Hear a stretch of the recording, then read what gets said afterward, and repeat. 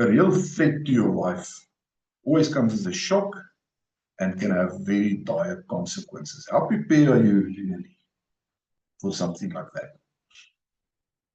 Time to get serious with your training. Good morning, Shalto. Welcome. Morning, Rian. With all the interviews that you're asking me to do, I've lost my hair, eh? Yeah, it's stressful. I get that. I get that. No, it's always a pleasure speaking to you, Rian. Thank you for having me back. Yeah, well, thank you for the time. We're doing episode 2 of our series, Survive the Fight, and we're talking about training for the real world. So I wanted to check with you this. There are many shooters who spend many hours on shooting ranges, and they firmly believe that they are ready for anything that life can dish up to them in that respect. You yourself have said on many occasions that the range in itself doesn't reflect reality. So why does traditional shooting practice give people, in essence, a false sense of preparedness, a false sense of maybe confidence? Okay. Look, the traditional way of doing things, I believe everybody needs to start somewhere. Everybody needs to be a white belt first. So it does have its place with the basics and stuff. But once we go to the more advanced students, and this is where I would like to, in the first 6 months, we spend a lot of time, and I'm talking about the loan operator program. We spend a lot of time honing and perfecting the basic skills, and that's where the basics is. But to answer your question, a target doesn't fire back. It doesn't fight back, and there's multiple attackers. If I can give you an example, and everybody knows, and I think I'm going to step on some toes here, and especially YouTube. YouTube gives a lot of information, and if we go to the vehicle combat scenarios, and I've seen this on YouTube where the guy hits contact and he shoots through the windscreen, and that's all good and well, shooting through the windscreen. I also like to shoot through the windscreen if there's a contact, but then they kick open the door and they sort of keep the foot there, and that's all good and well, and it looks very great. But if there's incoming fire, like an AK-47 or LM5 or R5 for that matter, have you ever seen what a bullet does to a foot or to a limb? And I see a lot of guys standing up, and fighting back. If we're talking specifically vehicle combat, you're going to be flat on the ground and you're going to be fighting back, and it's chaotic. I've seen police shoot at one another just because it's chaos in that situation. If I take it to the civilian market, we put our students under stress. Gradually, we increase the stress depending on which level you are. And I'm not going to give away our tactics purely because you have to join our course. And I think it's fair because a lot of people steal our content. But we put our students under stress, and the one scenario that we have is we lead the student up to the range, and we sort of close his eyes, and all of a sudden we say, open up your eyes, and we say, shoot all the red targets, and the targets are intentionally hard to find, and you get the whistles and the shouting of the instructors. It's senior instructors. They know when to stop and when to put the pressure. But you see funny stuff. You see guys, big guys, that rattle and start quivering with the lip, and Yeah, that sort of training is frowned upon, but I think in South Africa conditions, it's a must. I'm talking about more advanced groups. I'm talking about your second year, third year of loan operator. Yeah, I think there is a little bit of a lack of training. The normal guy goes to the range, fires 50 rounds, and he thinks he knows and understands his weapon. But once that adrenaline dump kicks in and that real danger of South African danger hits you, there's a problem. Well, I mean, you guys see this often enough on the range because if you look at the loan operator course, the first bunch of modules are all about those basic shooting skills. And you guys see literally all the time how even people who are regular shooters tend to, get the heebie-jeebies when there's even a little bit of pressure going on and things start going wrong. So that's where people really start moving to a next level in terms of understanding that firearm and understanding their shortcomings with it so that they can work those shortcomings out and grow in the process. So I think the bottom line is you can go to a shooting range, go as often as you can afford it, because it's an expensive thing to do. But I think one needs to. Is it safe enough to say you need to be honest with yourself that, just going to a range and putting rounds down range is completely different to doing a much more hands-on training course where you are put under pressure so that you can start understanding how quickly things start falling apart and then start building up those skills? Yeah, absolutely, Rian. I think what the guys also don't do is it's sort of pointless, buying 50 rounds of ammo and then just shooting and you have no plan. I always, even my son, he doesn't set up the plan, but I set up the plan. I have a plan that I go to the range with him and that I want to see his skill improve. And it can be a normal plucky shoot, sorry, the loan operator guys would understand, but just for the audience that's listening in, it's a normal small little plucky that we cut out or you buy at C&A. And we start off at 3 meters and we focus on the basics, the 7 fundamentals. And we don't move away from that fundamental until you hit the plucky. And we're very serious and adamant about that, because if you can't hit that plucky at 3 meters with no stress, no whistles, no instructor shouting at you, then the 7 fundamentals or the basics are not in place. And we can't move on from there. And that's how serious it is. If the basics are not there, then we can't enhance and we can't do all the cool stuff. Because the fight, and this is my opinion, I don't know if it's fact, but my opinion is if the basics are sound, then I think the platform is set there or the foundation is laid for being a good gunfighter. And in a scenario where stress is high in South Africa, if the basics are sound, you're going to fall back to your basics, and that's going to save your life. Let's get to that.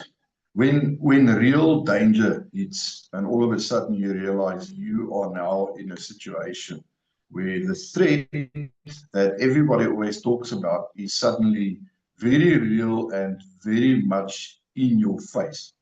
Then your body tends to react with shock and adrenaline and tunnel vision and panic.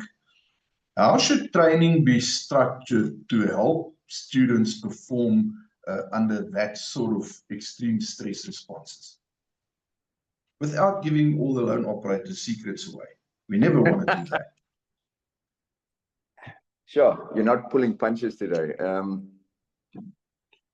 Okay, I think, how we structure, or how we like to structure, and it's not just a me saying this.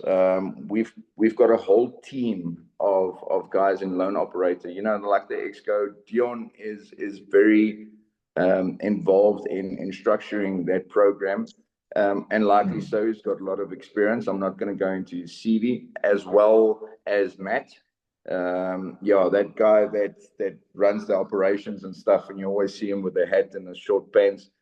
He's heavily involved in writing the courses and stuff. And then we have our sort of managers, our senior instructors, like Dirk and Gerard and Roo, that also sit around the table and we hash it out. And, you know, and it's not a nice conversation.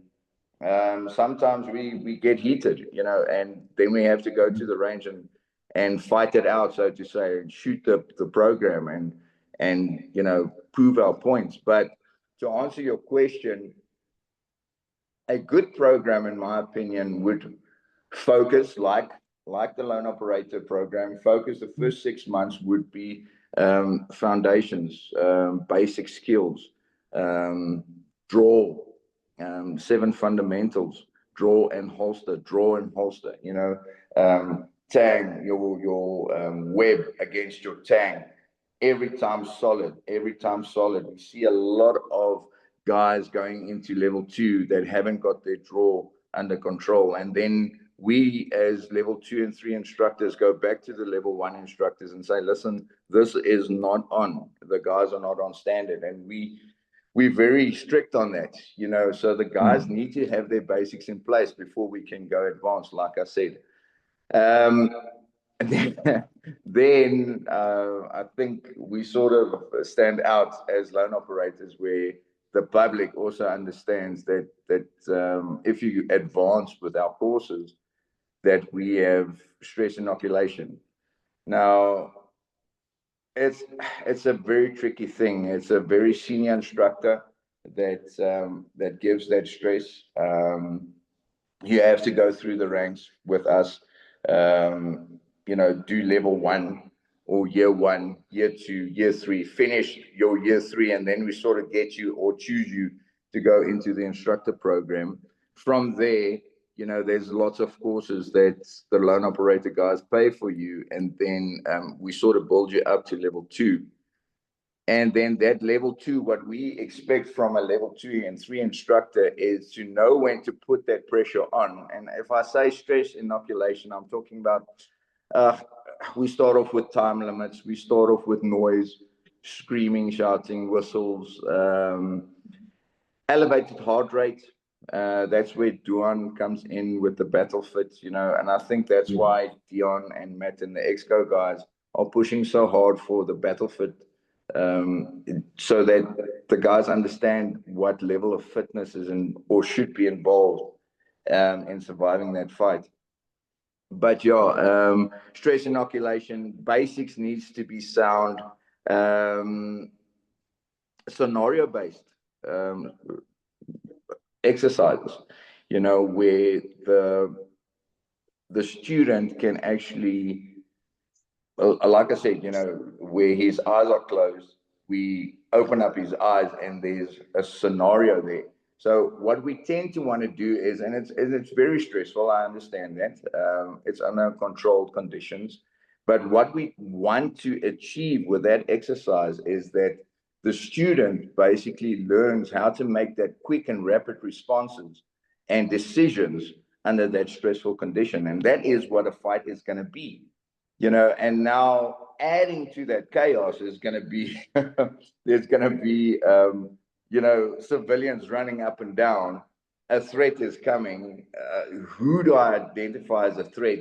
Do I go on my knee to elevate that bullet to not hit the civilian? It's all sorts of chaos. And then the aftermath, you know, taking that student and saying, okay, and everybody is rattling and the lippy behavior and stuff like that. But after the aftermath is sitting down and saying, okay, this is what we want. This is what you did. Okay, now let's rectify that. So the student gets a gradual learning through stress inoculation and then ramping it up slowly with a senior instructor that understands, take the pressure on and take the pressure off, put the pedal to the metal or take it a little bit off, you know. So yeah. So a gradual exposure to more sort of stress inducing scenarios, so that eventually over time you get more used to functioning more effectively under those circumstances. Okay, that makes sense. I've often heard you mention that survival, and we spoke about this in the first episode, so I just want to touch on that again because it stays relevant and important.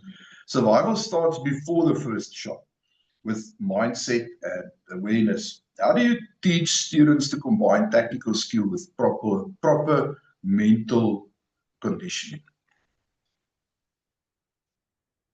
Tactical skill with proper mental conditioning. Yes, and again, I think the public out there, don't shoot me, but yeah, it's my opinion and it's what I see. And don't get me wrong, Rian, even our instructors, they are extremely fast these days. They draw with insane speed. I take Werner Steenkamp, one of our instructors. He does a bull drill in 1.5 seconds. You know, 6 rounds on target. I take Dirk Oosthuizen, who's a senior instructor of ours. He's getting so cocky. He's doing a appendix, you know, in freaking, I think 1.7 seconds all on, and then he switches and he goes to the 3 o'clock carry and he does the same thing there. So that's crazy, man. And don't get me wrong. No, that's with the part where you have to get the shirt out of the way. Yeah, you know, they all do it with getting the shirt out of the way. You know, you got Gerard, one of our other senior instructors. He's well built and stuff, and the ladies like it when he pulls up his shirt. But in any case, he does ridiculous cheese as well, you know. And then you get Shalto Schoeman, the little fatty. His videos doesn't do well, but yeah. To get back to the point, it's all good and well. I think speed has its place, but it's not tactical. And what I mean about that is when we look at tacticals or with tactical situation, we want to be first. Yes, that's speed, but also in terms of tactical is situational awareness. Okay, and I sort of always get a heckle in what does it mean, or what does the word tactical mean? Decision making. It's a perception. What is my perception of the threat? Okay, what is my judgment? Okay, what am I going to do? How am I going to judge this? And how do I control that stress environment? Okay, so I don't need to always draw the firearm and point it. I need to identify that threat. Okay, and be out of that situation before that threat comes in. That's more tactical mindset for me. You know, getting out of the fight before the fight starts is the intellectual way of getting into that fight or reducing that fight. You know, and I'm not knocking anybody. You know, speed is good. I also like speed, and it's great and it's good for the entertainment. But if we're talking about tactics and tactical mindset, we like to teach our students, you know, Cooper's color coding, the OODA loop that we talked about, redirecting that threat or interrupting that threat so that I can get out of that situation. So that is the mindset that we have to build, and then train the brain to be in a realistic or sort of as realistic as we can make it. To be in that situation, make the right decisions. Okay, like I said, with the aftermath, do the exercise, make the mistakes. We go back to the gazebo. We tell the students, okay, this is what you did. Okay, but this is what we want you to do. Then they run the exercise again with success. So we put up, they know what's coming now. the students or the instructors put on that pressure, and now they make the right decisions. Okay. And then when they come back for the second exercise, we run it again. And then we put on another stress factor, and we put them under that stress. What we aim at doing is now you get conditioned to that stress factor. And now we start getting the student to actually perform, think, and then execute whatever scenario they may be in. So we slowly condition the body to understand that stress and then to react under that stress. And then the final thing is that I would say in this question is we're sort of lucky in loan operator that we have very, very senior guys in terms of lawyers and advocates. So, you know, we got senior advocates like Hirsch and Werner Jegenbloed, you know, that would interrupt me, you know, as a head instructor and say, listen, I don't agree with that because according to this scenario that you're explaining, the law won't allow for that. And, you know, a fool would disagree and say, this is my way. But I think an intellectual would say, well, thank you for that, you know. And then we go back as an exco and a senior instructor group, and we look at our syllabus and we actually adapt to that law so that the scenarios that we create in our exercises also reflect with South African law. So yeah, that's how we would build the mindset and the tactical advantage. You know, it's not just shooting. I want the students to understand and think on their feet before we get into a gunfight. And if we can get away from that gunfight, that would be first prize. Oh, always, always. Things that are absent in real life or death situations, more often than not, are, I'm thinking things like perfect footing, the perfect stance when you're shooting, a static target, perfect light conditions. Explain to the viewers how to ideally train in order to fight effectively when the environment itself becomes a potential part of the problem. I mean, it can be raining or snowing, not so much snowing here, but there are places where it snows.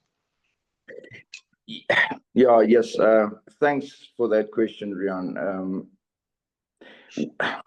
And we get a lot of flack, especially the loan operators. You know, normal range conditions, say if it's raining, and if there's thunder, then you have to stop the exercise. You know, loan operator tends not to do that. When there's thunder, yes, we'll stop the exercise.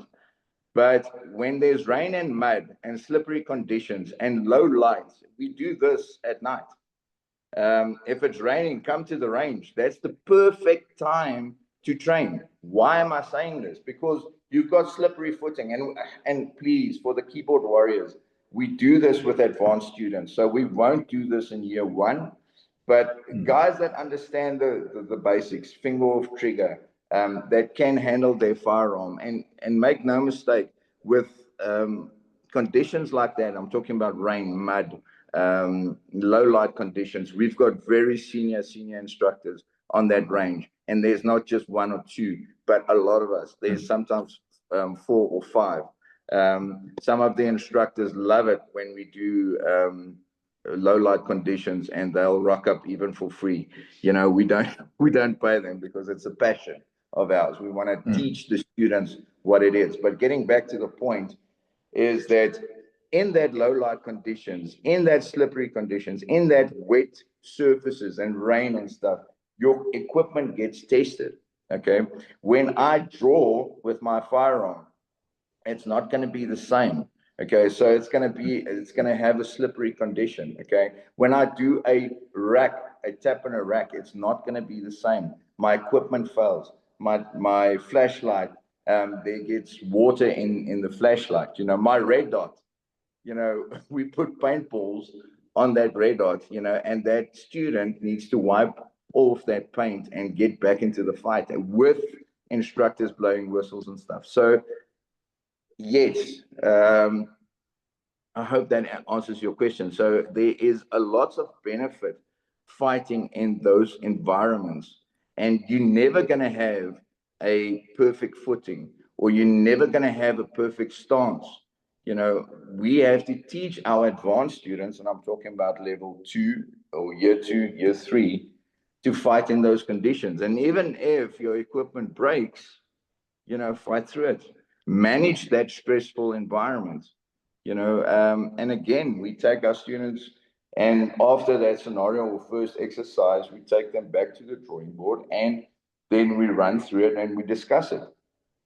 And sometimes it gets a heated debate, you know, and then that's fine. But we made the mistakes on the range in those conditions, okay, and we know what to expect. For our students, to give them the fighting benefit. And Dion and myself always say, you know, I'm not going to be there for you fighting that fight. You need to fight that fight for you, you know, so you're going to have to be exposed in those elements. And once you've been exposed in those elements, you know what it is to fight through those elements. And I'll be honest, it's not just a once off, you know, it's like, I don't know, I think it's like 8 times we have a night shoot, you know, and most of the time there is mud, and hopefully it rains, you know, so you can fight in that parka that you have, and that rain suit. I mean, I'd rather be exposed to these types of elements on a range during a course, knowing that the focus is always on absolute safety. And you know, it's a controlled situation, and work through those elements in that condition, rather than end up in a situation where I have to defend my life and it's raining like it's, you know, like the heavens have ripped open, and there's mud under my feet and it's slippery, and now suddenly it's the first time I'm trying to navigate these situations. I'd rather have done that in training, and have that experience under my belt, because then, you know, you're not on totally unfamiliar territory. So to me, that makes a lot of sense.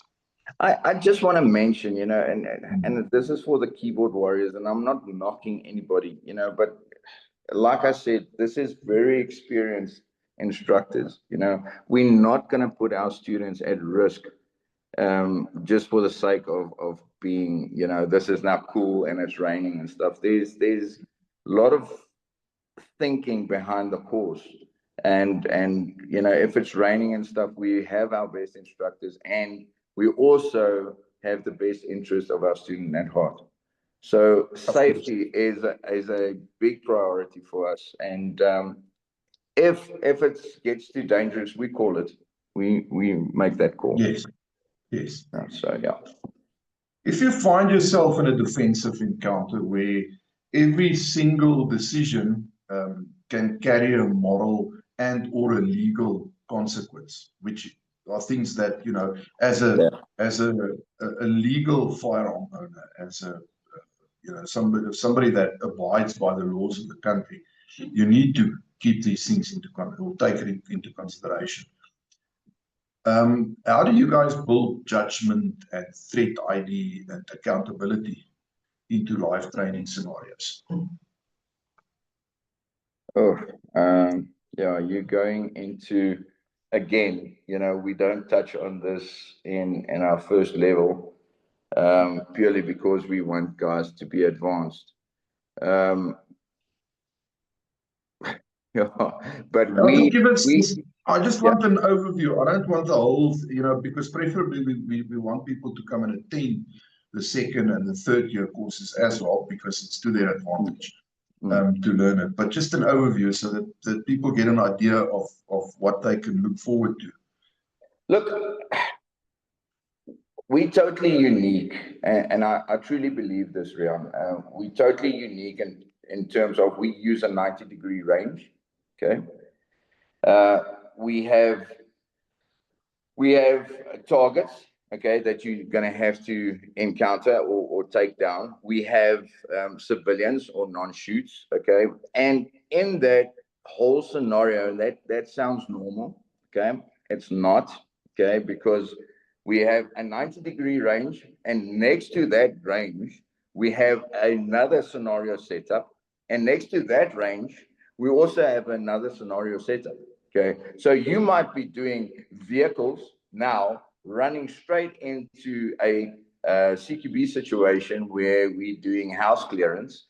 And from that scenario, you can run to the next range and we do a hostage negotiation or take out the threat while the attacker has your wife, and then basics needs to be in play. But going back to the point, and the scenarios change, but there's a 3 courses, that you're running with instructors that are trained. On one of our courses, if I can give you examples, serves civilians in riot situations. We have live fire where you run past that fire, you feel that threat. There's sounds of groups of or mobs chanting and stuff, and that puts a lot of pressure on you. We've got guys shooting you with paintballs and stuff to give you that stress. And this again is advanced. I've never seen it done with the other instructors. Our course of fire is Well, not there's a with lot of not guys with thinking about entry level training. In any case, it's not the kind of stuff you do with your typical entry level courses. not at all. Not at all. If I can go back to our kill house, for example, that we've just set up, it's sound based. Okay. One example is the guys go in, they have to rescue a baby, and there's multiple examples that we do or scenarios that we run. I'm just giving you one of, but there's a baby that they have to rescue, and they have to do it under a time limit. And the baby is shouting on all sorts of speakers and stuff, and we sort of give you indication in what room the baby is, and the one of our students, or all of our students for that matter, need to address the targets, and we teach our students, and it sounds a little bit John Wicky, but we teach the students to use all their senses. Okay, so now if the speaker goes off, and to give you an example, when the speaker goes off and there's a shouting of the baby, or the baby is crying, in what direction is that? That's hearing. Okay, if I can smell the rubber or the police stopping, that's using my senses. I don't believe there's another program out there that's doing this at the moment, but we are. Well, I mean, the fact of the matter is that in a real life situation, if you shoot indoors, your hearing becomes a problem straight off the bat. So you need to be aware that you might have to use your other senses along with your shooting skills in order to identify what you're shooting at, because you can't just start plonking away. That's how really bad accidents happen. I mean, we've had some terribly sad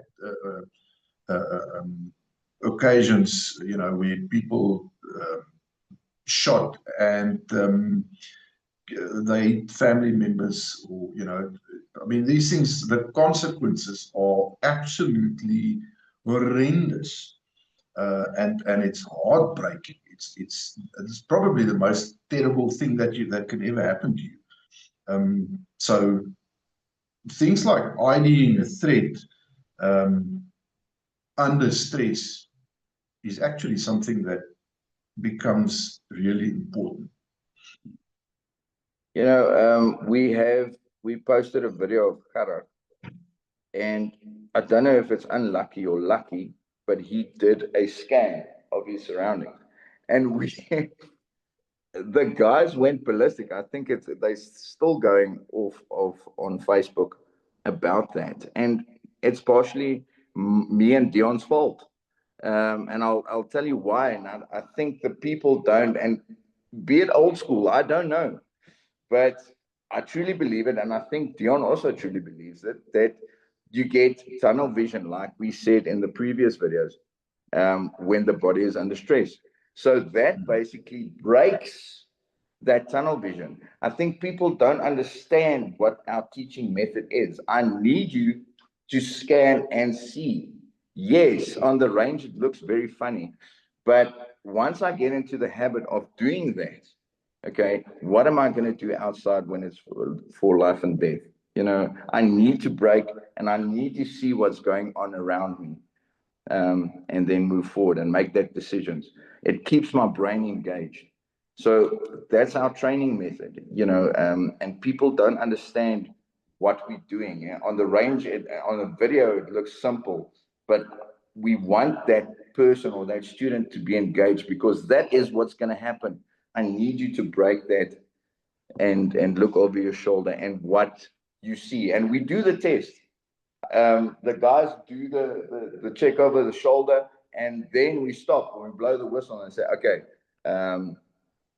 Susan, what did you actually see? What badge have I got on? You know, does Dirk have a pink plucky on his shirt? You know, we test the guys. Don't just go and do that. You know, so that's our teaching methodology. I don't know if it's old school, but we tend to believe in that. Well, it serves a purpose. And, you know, besides, over the years, we've all seen how freely people give advice. And quite frankly, it's not always advice from people who truly know what they're on about. Often it's from people who think they know what they're on about. So you tend to look at this. If it's good advice, I think everybody will recognize it and recognize its source and consider it in that light. The loan operator program has evolved over time to focus on practical and holistic readiness. What lessons have shaped this evolution, and how does it differ from more conventional firearms courses? Over and above the fact that loan operator is it's basically a 12-month commitment instead of just one Saturday. Yeah. Well,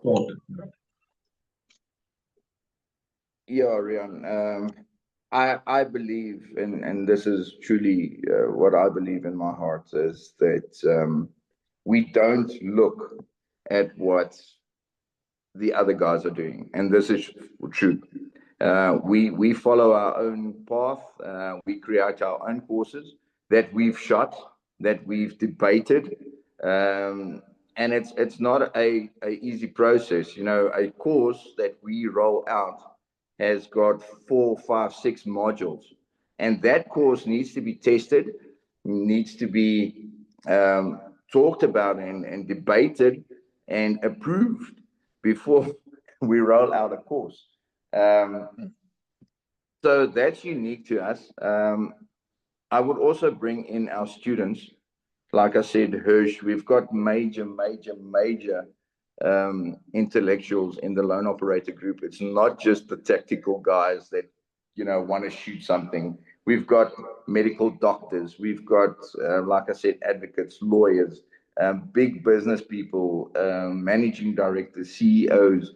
I promise you. And all these guys, what we like to do in the mornings is, how was the week? Did anybody get in any danger? And then sort of, because it's South Africa, it sort of comes out. You know, I've been in a possible hijacking. This is what I've done. Or they broke into my home. Okay. We get that information from our students. We take it back to our little exco of instructors, and then we present it to the exco as well. And then we adjust our courses and our training, and we shoot that. So a part of our it's not an echo. it's not an echo chamber. It's not, eh? It's not an echo chamber. These things are evolving all the time. All And, the you know, time. when you Yeah. guys, when you guys talk about stuff, it's not a case of, okay, let's just do it. Everything gets tested and argued out Correct. often.